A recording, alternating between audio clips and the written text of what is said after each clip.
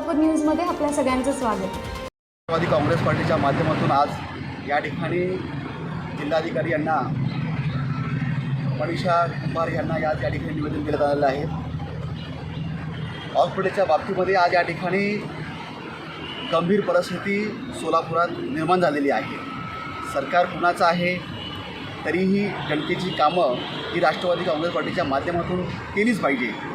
त्यामुळं आज सोलापुरात सिव्हिल हॉस्पिटल राज्यामध्ये 2 नंबर असताना देखील या ठिकाणी अँजिओप्लास्टी आणि अँजिओग्राफी या हॉस्पिटलमध्ये होणं फार गरजेचं आहे, जेणेकरून लोकांना उपचार हृदयाचं देखील सिव्हिलला मिळेल जातं। महात्मा ज्योतिबा फुले जनआरोग्य योजनेच्या माध्यमातून मोफत उपचार असताना काही हॉस्पिटलमध्ये पैसे उकळण्याचा प्रकार सुरू आहे। याची गंभीर दखल घेऊन त्या ठिकाणी चौकशी करावी, सगळ्या हॉस्पिटलची चौकशी केली पाहिजे। धर्मदायित्व चॅरिटेबल ट्रस्ट हॉस्पिटलच्या माध्यमातून उपलब्ध खाटापैकी 10% खाट हे दुर्बल घटकातील रुग्णांना मोफत उपचार मिळावे म्हणून राखीव असतात।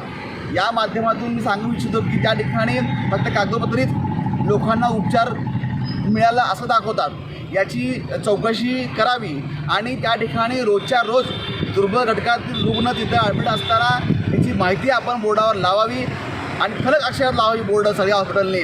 तर लोकांना कळेल की आज या ठिकाणी बोर्डच्या माध्यमातून दुर्बल घटकातील लोकांना कळेल की बाबा या ठिकाणी आज वेळ आपल्याला दुर्बल उपचार मोफत मिळेल। सर्व हॉस्पिटलच्या रुग्णांना एक भीतीदायक वातावरण निर्माण करून लोकांकडून पैसे उकळण्याचं काम आवाढव्य केलं जातं। माझी शासनाला विनंती आहे की त्या ठिकाणी आपल्या प्रशासनाचा व्यक्ती त्या सगळ्या हॉस्पिटलमध्ये नेमावा, जेणेकरून त्याचं ऑडिट केलं जावं, म्हणजे लोकांना तिथे लुबाडलं जाणार नाही किंवा जास्तीत जास्त लोकांना पैसे घेतले जाणार नाही। हॉस्पिटलच्या आवारातील जे मेडिकल आहेत त्या मेडिकलला हॉस्पिटलच्या बाहेर परमिशन द्यावी आणि त्या हॉस्पिटलमध्ये भरमसाठ औषधाची मागणी केली जाते आणि भरमसाठ लूट त्या ठिकाणी केली जाते, म्हणून ते हॉस्पिटलच्या आवारात मेडिकलची परवानगी नाकारावी म्हणून आम्ही शासनाला विनंती केलेली आहे।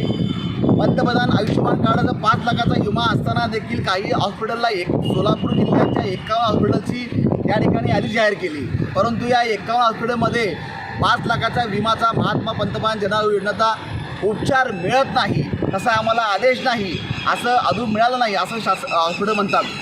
जर या ठिकाणी लोकांना या मागणीचा पुरेपूर उपयोग झाला नाही तर या मागणीचा आमच्या निवेदनाचा विचार केला गेला नाही तर येणाऱ्या 15 जुलैपासून राष्ट्रवादी काँग्रेस पार्टीच्या विजेंटीच्या माध्यमातून जिल्हाधिकारी पूनम गेट येथे उपोषणा बसण्याचा मी या ठिकाणी जाहीर करतो आणि जोपर्यंत ह्या मागण्या पूर्ण होत नाहीत, लोकांना उपचार मोफत मिळण्याचा प्रयत्न होत नाही, तोपर्यंत उपोषणातून आपण उठणार नाही असं मी या ठिकाणी शासनाला सांगू इच्छितो। माझं सोलापूर न्यूज या यूट्यूब चॅनलला सबस्क्राईब करा आणि बेल आयकॉन प्रेस करायला विसरू नका।